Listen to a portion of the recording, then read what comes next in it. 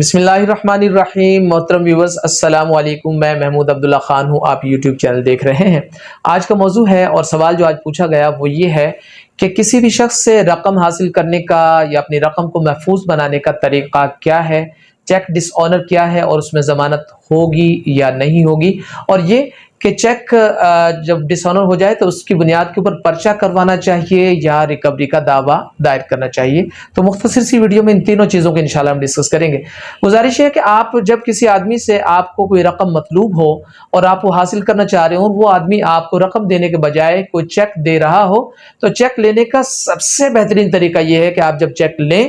تو اس کے ساتھ آپ ایک سٹیمپ پیپر اس سے لیں اور سٹیمپ کے اوپر مکمل طور پر تحریر کروا لیں کہ آپ کی اتنی رقم فلاں اس آدمی کے ذمہ واجب الادا تھی اور اس آدمی نے آپ کو اس رقم کی ادائیگی کے حوالے سے یہ چیک جو ہے یہ جاری کر کے دیا ہے، اور اس کا نمبر بھی اوپر تحریر کروا لیں، بینک بھی تحریر کروا لیں مکمل طور پر، اور وہ دن بھی تحریر کروا لیں جس دن وہ دے رہا ہے، اور وہ دن بھی تحریر کروا لیں جس دن اس کی رقم واجب الادا ہوگی۔ اس طرح جب وہ رقم جب ادا نہیں ہوگی تو آپ بینک میں جائیں گے، تو بینک جب اس کو ڈس آنر کرے گا تو اس حوالے سے جب آپ فوجداری پروسیڈنگ کریں گے تو وہ بھی آپ کی انتہائی سالڈ ہوں گی، اور اس کے علاوہ جب آپ جائیں گے آرڈر 37 میں جائیں گے، دعویٰ دائر کریں گے ریکوری کے حوالے سے، وہ بھی انتہائی سالڈ ہوگا۔ لیکن اگر آپ ایسا نہیں کرتے تو پھر اس میں جو ملزم ہوگا اس کے پاس بہت سارے